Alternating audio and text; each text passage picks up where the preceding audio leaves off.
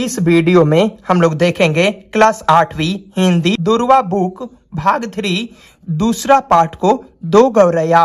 इसके सभी प्रश्न उत्तर को देखेंगे इस वीडियो में। चलिए इस वीडियो को शुरू करते हैं।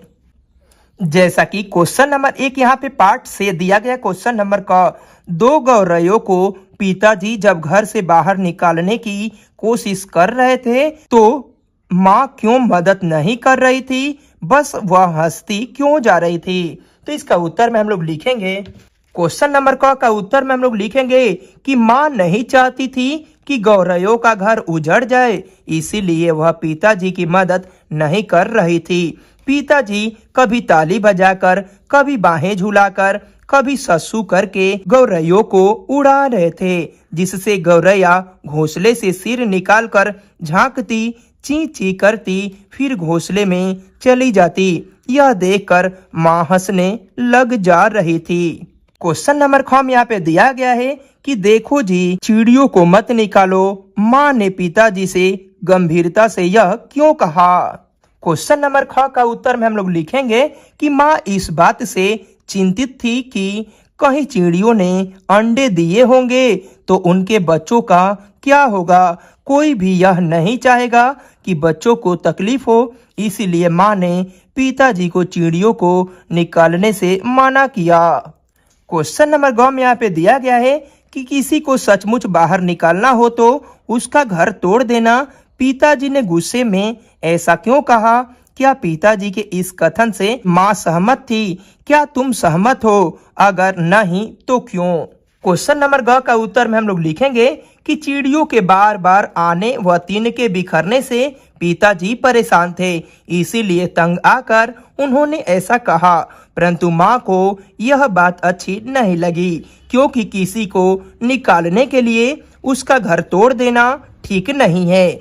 उसमें उसके अंडे या बच्चे भी होंगे जो मर जाएंगे।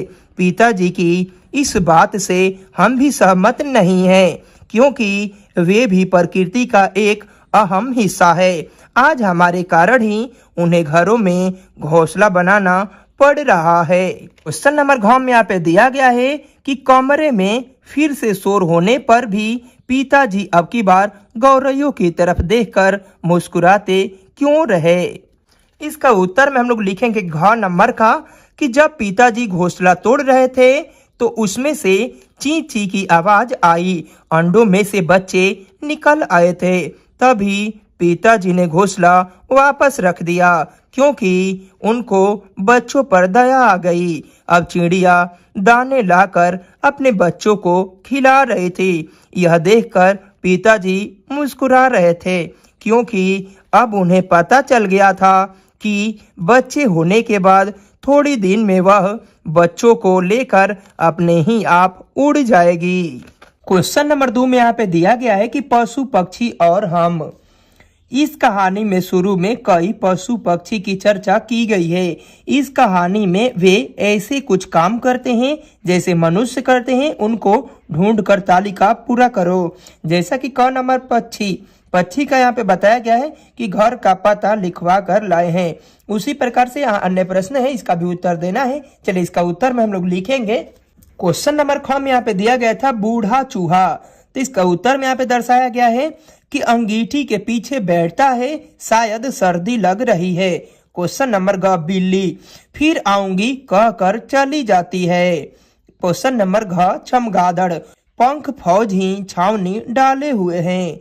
क्वेश्चन नंबर अंग चींटियां इनकी फौज ही छावनी डाले हुए हैं। क्वेश्चन नंबर 3 में यहाँ पे दिया गया मल्हार। नीचे दिए गए वाक्यों को पढ़े। जब हम नीचे उतर कर आए तब वे फिर से मौजूद थी और मजे में बैठी मल्हार गा रही थी। क्वेश्चन नंबर क अब तुम पता करो कि मल्हार क्या होता है। इस काम में तुम बड़ों की सहायता भी ले सकते हो। तो इसका उत्तर में हम लोग लिखेंगे, क्वेश्चन नंबर क का उत्तर में हम लोग लिखेंगे कि मल्हार एक प्रकार का गीत है जो सावन अथवा वर्षा ऋतु में गाया जाता है। इसके बाद क्वेश्चन नंबर ख में यहाँ पे दिया गया है कि बताओ कि क्या सचमुच चिड़िया मल्हार गा सकती है। तो क्वेश्चन नंबर ख का उत्तर में लिखेंगे नहीं, चिड़िया मल्हार नहीं गा सकती है। क्वेश्चन नंबर ग में यहाँ पे दिया गया है कि बताओ कि कहानी में चिड़ियों द्वारा मल्हार गाने की बात क्यों कही गई है।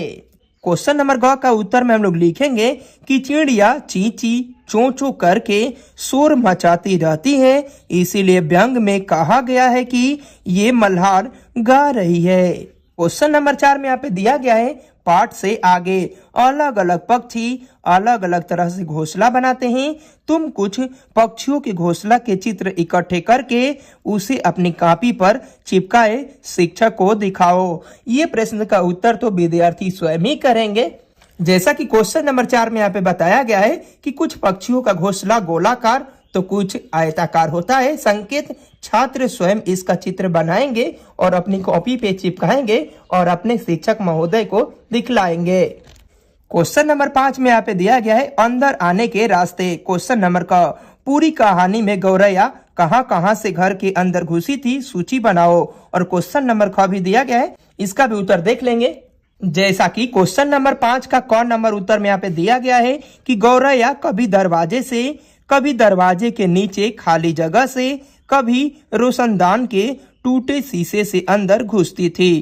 क्वेश्चन नंबर ख का उत्तर भी यहाँ पे दिया गया है कि हमारे घर में यदि गौरैया आना चाहे तो वह दरवाजे से, खिड़कियों से अंदर आएगी।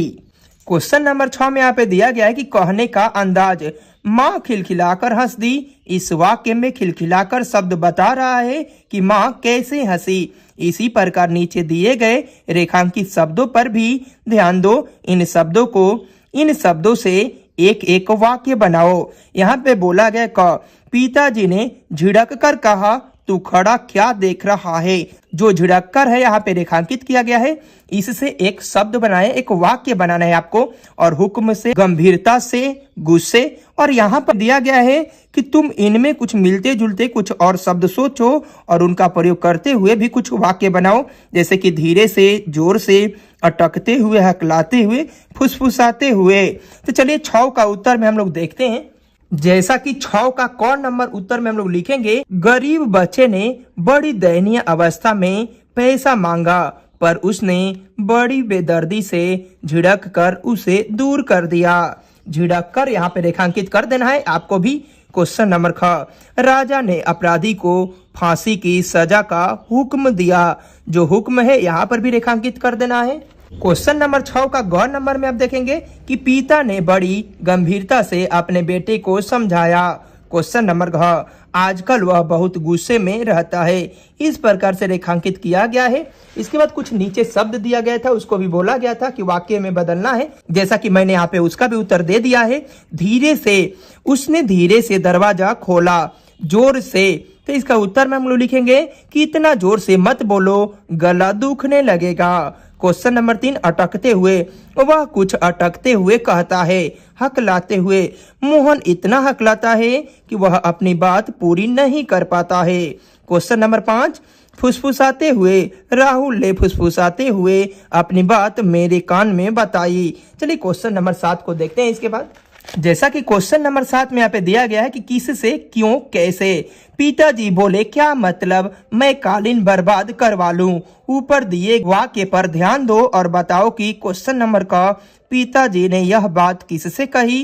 ख, उन्होंने यह बात क्यों कही। क्वेश्चन नंबर ग, गौरैया को आने से कालीन कैसे बर्बाद होता। क्वेश्चन नंबर 7 का उत्तर यहाँ पे क नंबर उत्तर में दिया गया है कि पिताजी ने यह बात माँ से कही। क्वेश्चन नंबर ख का उत्तर यहाँ पे दिया गया है कि उन्होंने यह बात इसीलिए कही क्योंकि गौरैया घोंसला बनाने के लिए जो तिनके लाती थी वे कालीन पर गिरते थे, इससे कालीन गंदा हो जाता था। क्वेश्चन नंबर घ में यहाँ पे दिया गया है कि गौरैया के आने से कालीन पर तिनके गिरते गौरैया की बीट भी गिर सकती थी। इस तरह की गंदगी गिरने से कालीन खराब हो जाता था। क्वेश्चन नंबर 8 में यहाँ पे दिया गया है सराय। पिताजी कहते हैं कि यह घर सराय बना हुआ है। ऊपर के वाक्य को पढ़ो और बताओ कि क्वेश्चन नंबर का सराय और घर में क्या अंतर होता है। आपस में इस पर चर्चा करो। क्वेश्चन नंबर ख, पिताजी को अपना घर सराय क्यों लगता है।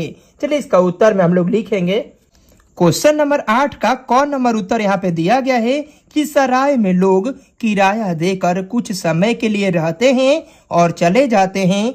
सराय के मकान से उन्हें कोई लगाव नहीं होता है, परंतु घर से अपनापन जुड़ा रहता है। उसमें पूरा जीवन लोग काट देते हैं। घर में एक ही परिवार के लोग रहते हैं। सराय में अलग अलग स्थान से आए लोग कुछ समय के लिए रहते हैं। 8 का क्वेश्चन नंबर ख का उत्तर यहाँ पे दिया गया है। पिताजी को अपना घर सराय इसीलिए लगा क्योंकि वहां पर कोई भी आ जा रहा था, जैसे चिड़िया, कबूतर, चमगादड़, बिल्ली, चूहा, चींटी आदि। क्वेश्चन नंबर 9 यहाँ पे दिया गया है कि गौरैयों की चर्चा। मान लो तुम लेखक के घर एक गौरैया हो। अब अपने साथी गौरैया को बताओ कि तुम्हारे साथ इस घर में क्या क्या हुआ। क्वेश्चन नंबर 9 का उत्तर में हम लोग लिखेंगे कि जब मैंने घोंसला बनाना शुरू किया तो किसी ने देखा नहीं। जब घोंसला बन गया तो तोड़ने लगे। थोड़े दिन शांत रहे, फिर हमें भगाने की कोशिश करने लगे। सभी दरवाजे खिड़की बंद कर दी तो आने जाने का रास्ता बंद हो गया। मेरे घोंसला में अंडे थे, उनका हालत देखकर बहुत दुख हुआ। फिर एक दिन घोंसला तोड़ने लगे, तब तक बच्चे उड़ना सीख चुके थे, उड़ गए। क्वेश्चन नंबर 10 में यहाँ पे दिया गया कैसे लगे। तुम्हें इस कहानी में कौन सबसे अधिक पसंद आया, तुम्हें उसकी कौन सी बात सबसे अच्छी लगी। यहाँ पे दिया गया माँ, पिताजी, लेखक, गौरैया, चूहे, बिल्ली, कबूतर, कोई अन्य या कुछ और। इसका उत्तर में हम लोग लिखेंगे। क्वेश्चन नंबर 10 का उत्तर यहाँ पे दिया गया है कि इस कहानी में माँ बहुत पसंद आई। वह दयावान और समझदार तो थी, साथ ही वह पिताजी के गुस्से को भी बहुत आसानी से हंसकर खत्म कर देती थी। क्वेश्चन नंबर 11 में यहाँ पे दिया गया कि माँ की बात। नीचे माँ द्वारा कही गई कुछ बातें लिखी हुई है, उन्हें पढ़ो। अब तो यो नहीं उड़ेगी, पहले इन्हें उड़ा देते तो उड़ जाती। जैसे कि आप बताओ क्वेश्चन नंबर का, क्या माँ सचमुच चिड़ियों को घर से निकालना चाहती थी। क्वेश्चन नंबर ख, माँ बार बार क्यों कह रही थी कि ये चिड़िया नहीं जाएगी। चलिए क्वेश्चन नंबर 11 का उत्तर में हम लोग लिखेंगे। क्वेश्चन नंबर 11 का क नंबर उत्तर यहाँ पे दिया गया है कि नहीं, माँ सचमुच चिड़ियों को घर से निकालना नहीं चाहती थी, क्योंकि उन्हें संदेह था कि चिड़ियों ने अंडे दे दिए होंगे। इस समय उन्हें निकालना ठीक नहीं है। क्वेश्चन नंबर ख का उत्तर यहाँ पे दिया गया है कि माँ को लगा था कि अब तक तो चिड़िया ने घोंसला में अंडे भी दे दिए होंगे और अंडे छोड़कर चिड़िया नहीं जाएगी। क्वेश्चन नंबर 12 में यहाँ पे दिया गया है कहानी की चर्चा। क्वेश्चन नंबर क, तुम्हारे विचार से इस कहानी को कौन सुना रहा है, तुम्हें यह किन बातों से पता चला। क्वेश्चन नंबर ख, लेखक ने यह अनुमान कैसे लगाया कि एक चूहा बूढ़ा है और उसको सर्दी लगती है। क्वेश्चन नंबर 12 का क नंबर उत्तर में यहाँ पे दिया गया है कि हमारे विचार से कहानी एक बेटा सुना रहा है। वह जब छोटा था तब यह घटना घटी थी, उसे याद करके ही उसे सुना रहा है। इस कहानी में वह अपने पिताजी और अपनी माँ के बारे में कह रहा है। क्वेश्चन नंबर ख का उत्तर यहाँ पे दिया गया है कि लेखक के घर में एक चूहा अक्सर अंगीठी के पीछे ही बैठा करता था, जैसे उसे गर्मी चाहिए हो। बूढ़ों को ज्यादा सर्दी लगती है, इसीलिए लेखक ने उस चूहे को बूढ़ा कहा है। क्वेश्चन नंबर 13 में यहाँ पे दिया गया है कि शब्द की समझ। जैसे कि चूक, और यहाँ पर भी चूक लिखा है, तो चूक में जो मंत्रा है इधर का साइड है छोटा है और यह जो है वह बड़ा है। और बताया गया है क नंबर में कि अब उनकी सहनशीलता चूक गई। ये चूक का, ये वाला चूक का प्रयोग यहाँ पे किया गया है, उनका निशाना चूक गया, और ये चूक का प्रयोग यहाँ पे किया गया है। उसी प्रकार से यहाँ पे बताया गया है, उसी प्रकार से यहाँ पे बताया गया कि अब तुम भी इन शब्दों को समझो और उनसे वाक्य बनाओ। जैसा कि मैंने यहाँ पे भर दिया है सुख, और ये भी सुख है, तो इस सुख का प्रयोग में लिखेंगे हम लोग कि अब उसके सुख के दिन आए हैं। और ये वाला सुख का प्रयोग करेंगे, उसका पूरा खेत सूख गया, खाने के भी लाले पड़ गए। और यहाँ पे धूल दिया गया है और ये भी धूल है, तो इसका प्रयोग में लिखेंगे हम लोग इस कपड़े पर चढ़ा मैल धुल गया।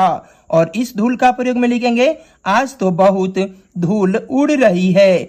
और यहाँ पर सुना है और यहाँ पर भी सुना है, तो ये सुना का प्रयोग कर हमने लिखा यहाँ पे कि मैंने आज बड़ी अच्छी कहानी सुनी।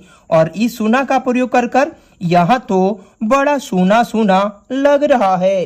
इस प्रकार पाठ 2 समाप्त होता है। मिलते हैं नेक्स्ट वीडियो में तीसरा पाठ चिट्ठियों में यूरोप के सभी प्रश्न उत्तर के साथ में।